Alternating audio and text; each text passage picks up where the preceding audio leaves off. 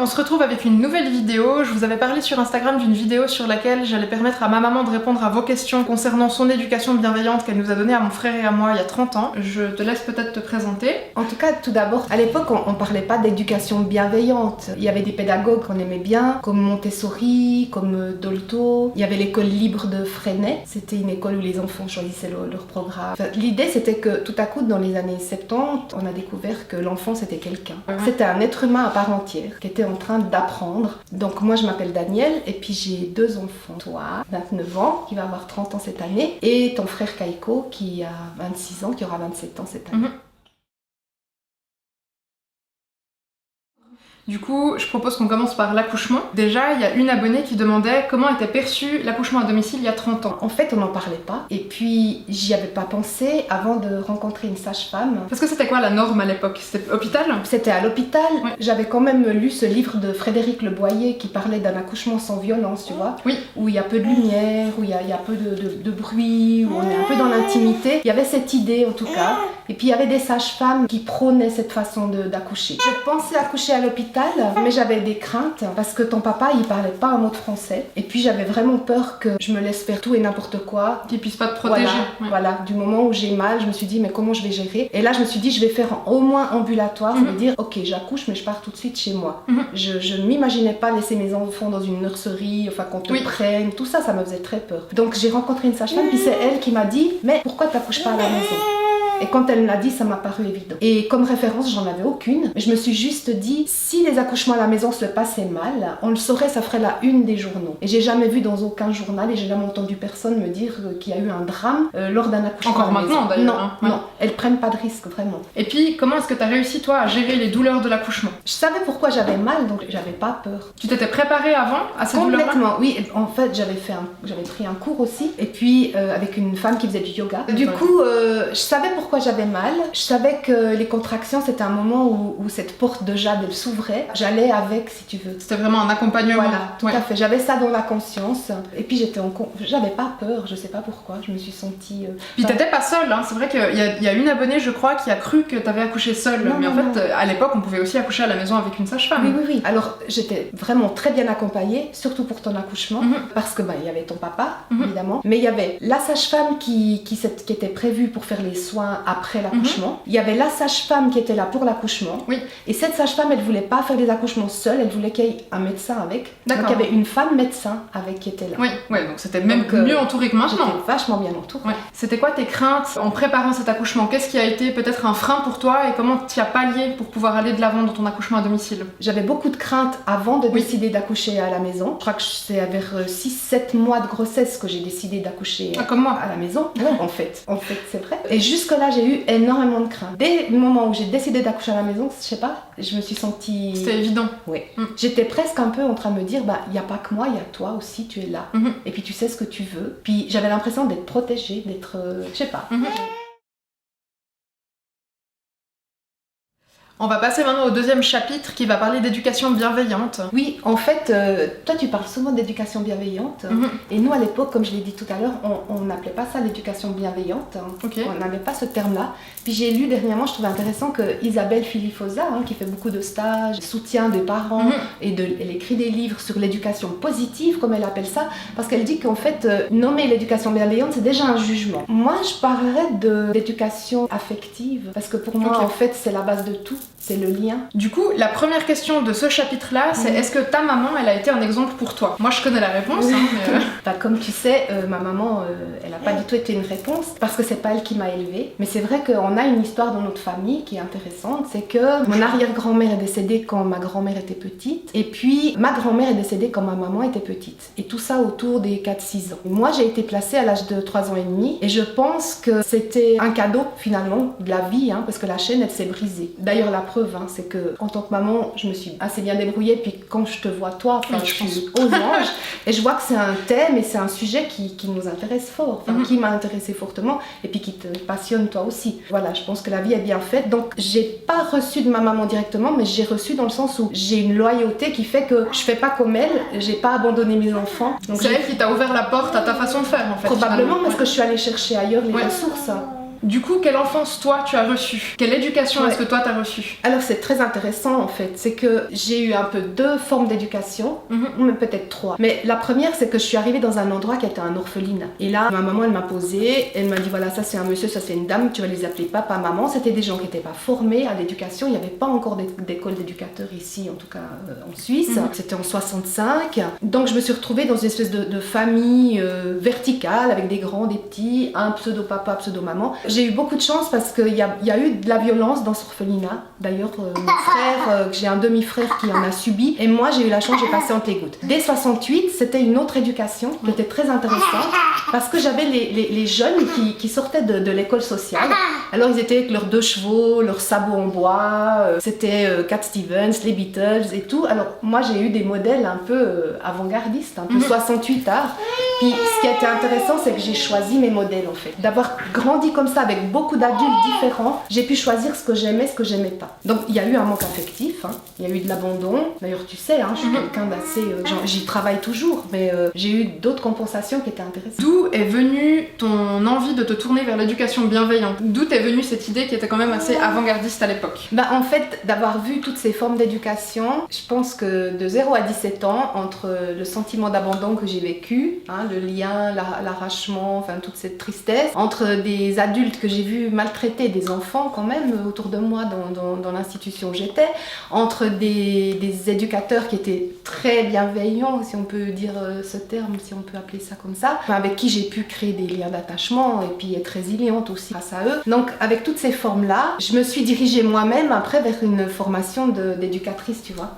Et c'est comme ça que je suis aussi allée en thérapie, en me disant avec tout ce que j'ai ramassé, il faut aussi que je fasse le point avec moi-même. Je suis allée tout de suite dans une école d'éducation qui était une école axée sur la pédagogie Montessori. Donc t'as fait avant de nous avoir, avant de devenir maman. Oui, c'est la formation que j'ai faite. Et comment ton entourage il a accueilli tes choix en tant que maman quand tu t'es tombée enceinte de moi et quand tu m'as eu? Mais tu sais, Kali, mon entourage il était très restreint parce que j'avais pas de famille. Je venais de passer 5 ans à l'étranger. J'ai rencontré ton papa en Israël, comme tu sais. Et donc, on venait de rentrer en Suisse. Franchement, j'avais une très bonne amie que j'ai toujours, qui elle, justement, a été un peu un modèle hein, pour certaines choses, comme le portage, comme le cododo. Elle pratiquait ça. Elle allaitait beaucoup sa fille aussi, qui était un peu plus grande que toi. Et donc, j'avais peu d'entourage. Mais il m'est arrivé, bien sûr, d'avoir des remarques. Quand t'as une année, tu voulais rien manger d'autre que t'étais, et puis que t'étais comme un biberon d'homme toute grassouillette, puis on me disait, mais il va lui manquer des choses. C'est vrai que j'ai eu ce genre de remarques. Du coup, au niveau soutien, t'as quand même reçu du soutien de la part de ton ami, mais t'avais pas d'autres personnes autour de toi qui étaient là pour soutenir tes choix? Non.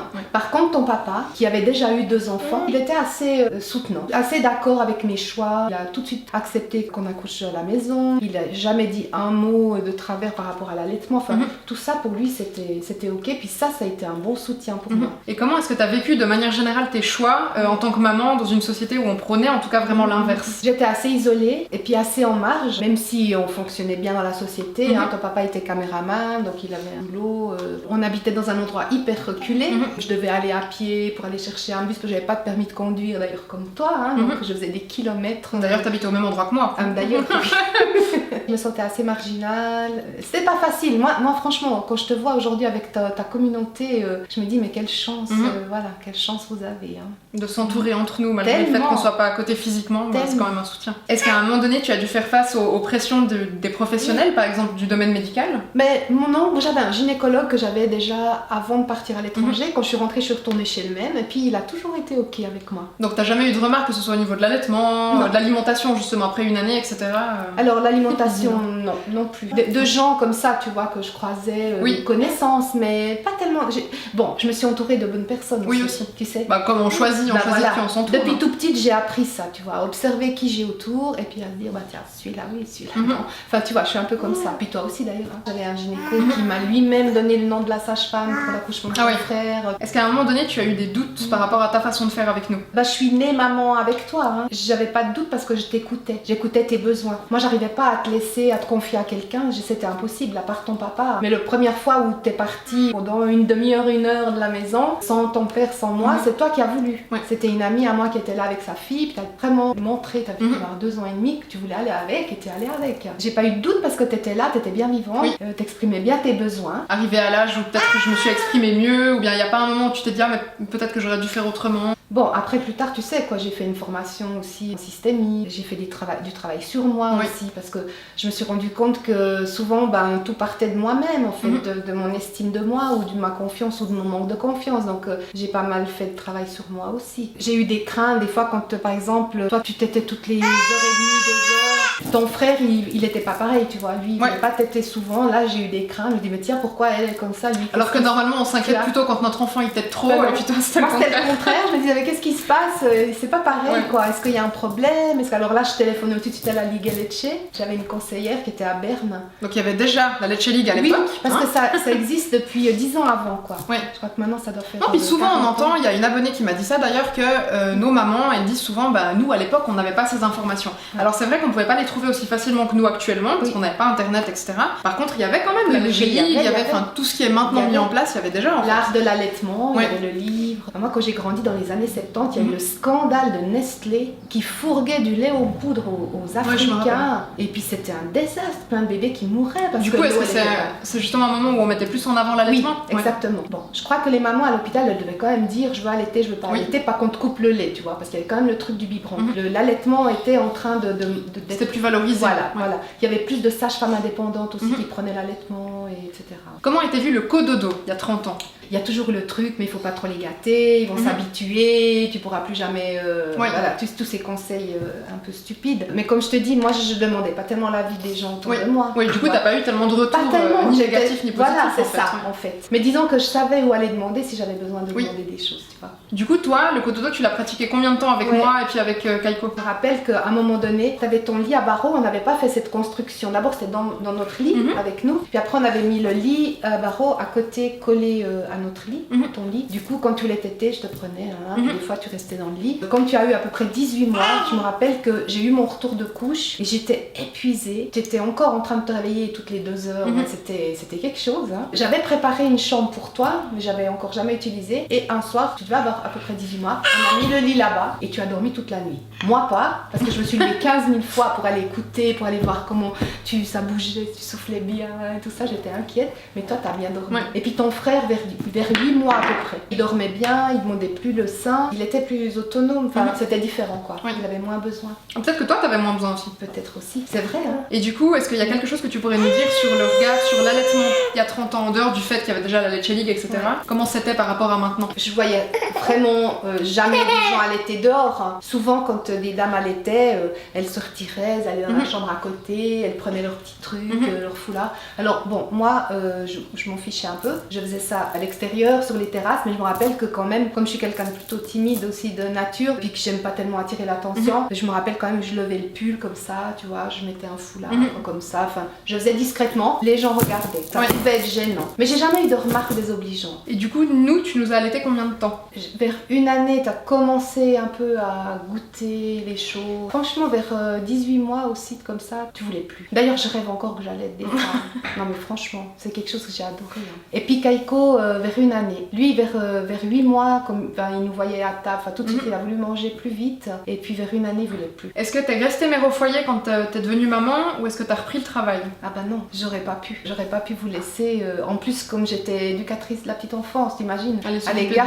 Mais quelle horreur, un cauchemar. Donc non, j'ai pas pu travailler. Heureusement, ton papa et moi, on s'est serré la ceinture. On avait un jardin potager, on habitait à la campagne. Je faisais vos habits, avec plaisir, mais je faisais beaucoup de choses moi-même. Et puis lui, ça l'arrangeait aussi parce que comme il était caméraman indépendant, il était complètement irrégulier dans son travail. C'est-à-dire, on savait jamais quand il était là, quand il n'était pas là. Donc il y avait vraiment une nécessité qu'il y ait quelqu'un à la maison qui soit stable. Et on n'avait pas de famille, donc il n'y avait pas de grands-parents, ni de son côté, ni du mien. Donc non, pas de choix. Jusqu'à que toi, tu commences l'école. Et puis, le discours des pros de la santé sur l'allaitement, c'était quoi il y a 30 ans? Qu'est-ce qu'ils préconisaient? L'idée, c'était quand même qu'il y avait tout dedans. Donc ils le savaient déjà à l'époque. Oui, après, ils disaient que vers 6 mois, c'est plus assez, tu vois, qu'il faut compléter. Il n'y avait pas cette idée que ça peut durer longtemps. L'OMS, maintenant, en tout cas, recommande l'allaitement exclusif jusqu'à 6 mois. Moi, je savais pas. Parce qu'à l'époque, c'était vers 4 mois, souvent, que les mamans, elles commençaient à donner des trucs. Et puis après, on a dit, bon, si c'est de l'allaitement, jusqu'à 6 mois, c'est ok. Mais après, il faut compléter. Heureusement qu'il y avait la Liga Lecce parce que... Je pensais que ça suffisait pas de juste allaiter. Oui. Et du coup, je sais que nous, tu nous as portés. Ça t'est venu d'où cette envie de nous porter? J'avais cette amie à l'école qui, elle, portait sa fille avec une écharpe qu'elle avait cousue elle-même sur le côté. Et je l'avais testée, moi. Quand j'étais enceinte de toi, pour décharger un peu Nicole, alors je cuisinais en apportant. J'ai d'ailleurs une photo comme ça. J'avais acheté je pense que ça devait être un baby Björn. Un porte-bébé type harnais. Ouais, le truc physiologique, je savais pas ce que c'était. Et après, j'avais une espèce de poussette. Et puis, j'ai pas aimé du tout l'idée que tu bouffes les gaz d'échappement, tu vois, les trucs comme ça. Tu sois à portée de toutes les mains. Enfin, moi, j'avais besoin de te tenir là. Hein. C'était un besoin de fusion de moi aussi. Après, j'avais fait aussi une écharpe comme Nicole, où je te portais comme ça sur le côté de l'un ou de l'autre. Et puis après, on a eu un truc à dos. Au début, c'était des sacs avec des tubes en métal et tout, en aluminium. C'était lourd, tu sais, ça. Bah, c'est les sacs de randonnée, ça existe encore. Ça tirait en arrière. Est-ce que c'est déjà quelque chose qui était à la mode à l'époque? Enfin, on en entendait pas mal parler? Non. Le portage, tu vois, petit bébé, oui, avec ses comme des baby Björn. Après, le portage randonnée, oui, quand on va marcher à la montagne, parce que la poussette, c'est pas pratique. Mais le portage quotidien, comme toi, tu le pratiques. Non. Ah oui, j'avais aussi un filet que j'avais acheté. Oui, d'ailleurs, j'ai mis une photo sur Instagram que tu m'avais donnée, et puis cette marque existe toujours. C'est vrai? Oui, je leur avais envoyé la photo par mail, et puis apparemment, ça les avait pas tellement intéressés. Est-ce que tu aurais préféré avoir des enfants à notre époque? Et si oui, pourquoi? Je vais te dire oui et non. Je dirais oui, surtout parce que je vois que tu es bien entourée, qu'il y a cette possibilité de vivre isolée, en pleine nature. Oui. Parce que quand même, j'avais envie de vivre en nature avec les enfants, avec vous, mais sans être isolée comme ça. Donc j'aurais aimé aujourd'hui participer à une communauté. Et non, parce que franchement, à l'époque, le futur nous faisait un peu moins peur qu'aujourd'hui. On était plus ignorants. Insouciant. Ouais, plus insouciant. Est-ce qu'il y a des choses dans l'éducation positive qui semblaient naturelles à l'époque et puis qui maintenant semblent bizarres ou le contraire? Il y a une différence, c'est que les enfants étaient beaucoup plus libres. Ils jouaient plus dehors. Tu vois, aujourd'hui, j'ai l'impression que, pour différentes raisons, mais aussi par rapport à des peurs, parce qu'à l'époque, il y a eu des enlèvements d'enfants qui n'ont jamais été résolus, qui ont fait la une des journaux. Ça nous a marqué. Mais je pense que les enfants à l'époque avaient plus de liberté. Il n'y avait pas tous ces trucs, comment on dirait, ces téléphones portables, ces machins. Tu vois, les enfants jouaient plus, inventaient des choses, on se racontait des histoires. On avait une télé où on pouvait regarder des DVD et on regardait pas la télé le soir. Puis moi j'adorais vous lire des histoires et puis vous aussi vous aimiez les livres. Il y avait d'autres choses. Dernièrement on était dans une famille, ils ont 2 filles mais ils ont des agendas de ministres, ils ont tous les jours des activités, des trucs. Je trouve qu'avant c'était un peu plus soft. Bah les enfants étaient peut-être plus libres d'évoluer par eux-mêmes. Ouais, un peu. Du coup toi ce que tu dis c'est qu'il y a 30 ans on avait peut-être aussi plus l'occasion de tester les dangers en tant qu'enfant par rapport à maintenant où on est peut-être plus confiné dans une bulle. Bah oui, parce qu'il y avait moins de limitations. Donc aujourd'hui, les médias parlent beaucoup de violence, d'abus sexuels, de maltraitance et tout ça. Tout à coup, on a commencé à se refermer, à penser que tout ça venait de l'extérieur, alors qu'on a découvert que presque, en tout cas plus de 90% de ces maltraitances et de ces violences, elles se passaient à l'intérieur des familles. Donc ça fait réfléchir. Est-ce que c'est une bonne chose que les familles se referment sur elles-mêmes? Parce que c'est justement quand une famille elle est fermée, enchevêtrée, que les choses elles peuvent se passer. Il y a une abonnée qui a relevé le fait qu'on entendait très peu parler de papa sur les réseaux, etc. Pour toi, quel rôle est-ce qu'il a joué dans notre éducation et puis dans ta maternité? Alors, pour moi, ça a été un pilier. Je l'ai rencontré dans son pays. Il est israélien. Il est israélien. Donc moi, je parlais l'hébreu. Et puis, on est venu ici en Suisse et on était un petit peu codépendants. Lui était assez dépendant de moi parce qu'il connaissait rien ici. Je l'ai aidé à trouver des boîtes de production pour pouvoir bosser comme caméraman. Et puis, en même temps, lui, il avait déjà eu des enfants. Il avait déjà vécu 2 accouchements en tant que papa, mais il les avait vécus. Il me rassurait beaucoup. Ça a fait qu'on est devenu un espèce de duo très étroitement lié. Le fait qu'on se soit mariés, pour moi, c'était tout à coup, je prenais son nom, c'était ma famille, c'était ma seule famille. Après, ça a été difficile pour moi quand on a eu des enfants, parce que franchement, je suis tombée amoureuse de mes bébés. Et franchement, il était relégué à Et puis aussi parce qu'il était très absent de par son travail. Donc je me suis posée un peu moi comme élément fort, comme pilier, et puis à compter que sur moi. Mais ça a été un soutien. Kaiko avait 4 ans et toi 7 ans quand on s'est séparés. Une fois par semaine on mangeait tous ensemble. Même après la séparation? Oui, on est restés très proches. Bon, je me rappelle encore quand j'étais petite, ça se passait très bien. Oui. Je venais chez lui avec vous, il venait, enfin on fréquentait les mêmes amis. C'est comme toi, tu me disais, vous étiez plus un couple, mais vous étiez coparents. Ouais. Mais c'est important ce que tu dis, hein. Parce que c'est souvent un peu le souci dans un couple, c'est de pas faire la différence justement entre la relation conjugale et la relation parentale.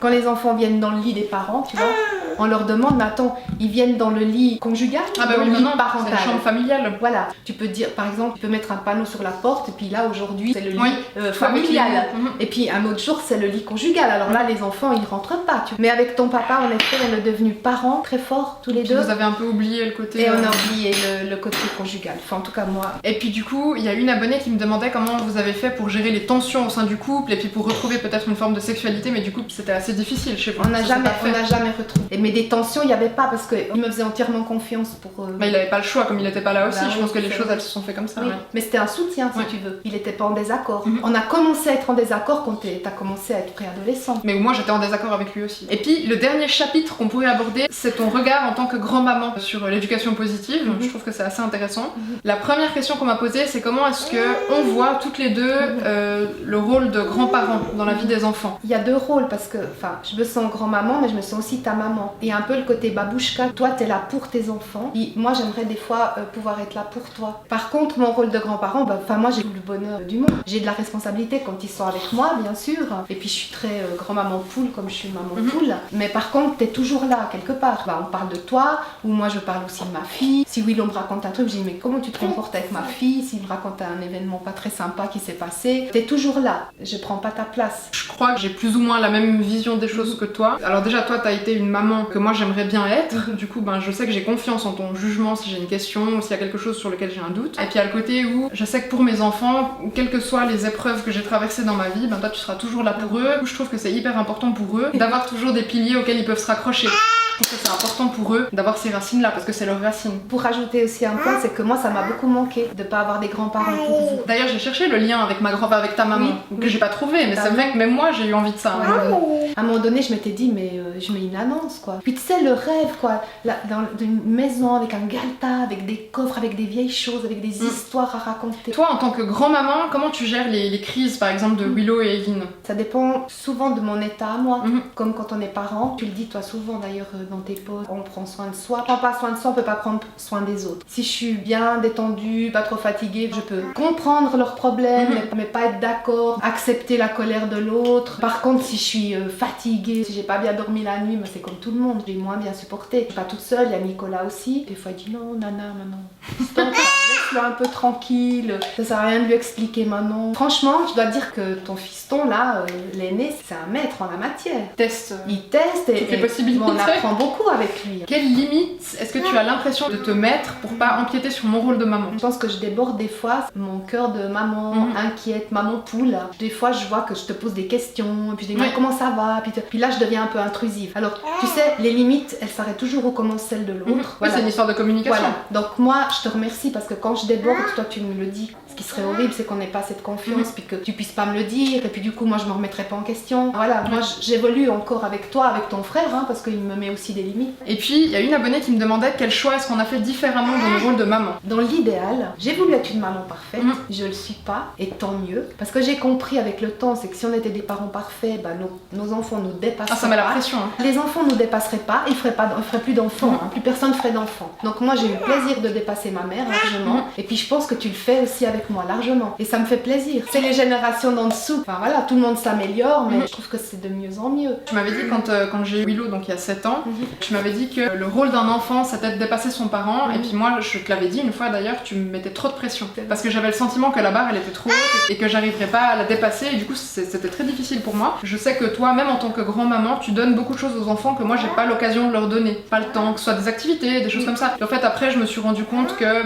toi, t'étais grand-maman, puis du coup, quand tu les prends, t'as le temps. C'est que t'as le temps de faire les choses avec eux, de leur proposer des choses que moi, ma foi, la semaine, je peux pas forcément faire, et puis ma foi, c'est comme ça. Je sais pas si vraiment on a fait des choses différemment. En fait, je pense qu'on évolue indépendamment. Forcément, comme on vient de la même racine, il y a des branches qui se rejoignent, on évolue ensemble. Quand toi, il y a quelque chose que tu réalises ou quelque chose que t'apprends, tu vas me le dire. Moi, quand il y a quelque chose que je découvre de mon côté, je vais te le dire, et puis on évolue un peu ensemble. Je crois que toi, t'es plus affirmée que moi. Mais peut-être parce qu'on vit dans une époque où j'ai internet, où j'ai d'autres mamans qui sont là pour me dire mais non, t'as le droit de faire ça comme Oui. ça, alors que toi t'avais pas ça. Oui. Bon, bah je crois qu'on est arrivé au bout de cette première vidéo. Ben, j'espère que cette vidéo vous plaira autant que moi ça m'a plu d'avoir cette conversation avec toi. Et puis ben on va se retrouver sur une prochaine vidéo de laquelle je vous avais déjà parlé sur Instagram, qui sera une vidéo sur laquelle elle va essayer de répondre avec ses clés à elle aux questions que vous pouvez vous poser sur l'éducation de vos enfants, parce qu'en fait vous étiez beaucoup à nous poser ce genre de questions. Du coup voilà, on vous retrouvera dans une seconde vidéo, j'espère que ça vous plaira. Et puis ben à bientôt.